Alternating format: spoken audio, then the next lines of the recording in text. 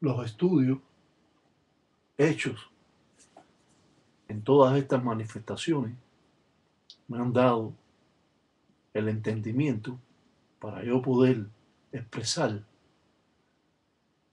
con claridad y sencillez a aquellos que están procesando esta religión, que necesitan urgente de saber más sobre estas ensaras en el Palo Mayombe.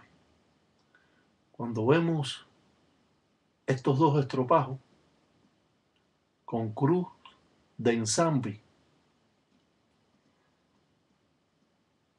esto va a servir para jalar las corrientes buenas que hemos hecho en este trabajo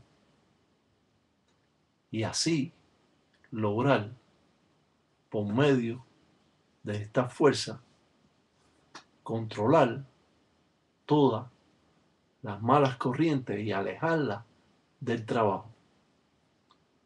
Con tierra de 21 caminos, de la encila, de las 4 esquinas, del monte, del río, del mar, de las carreteras, de la línea,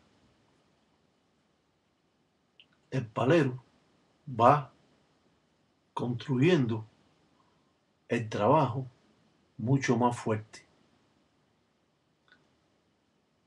Vira boca abajo los lutetes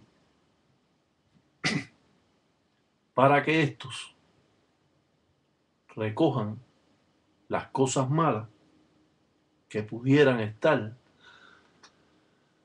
afectando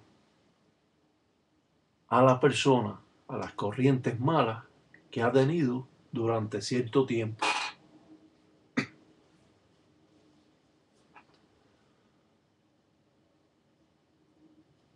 Hemos tapado momentáneamente con un candango, cazuela de barro, para refrescar el trabajo.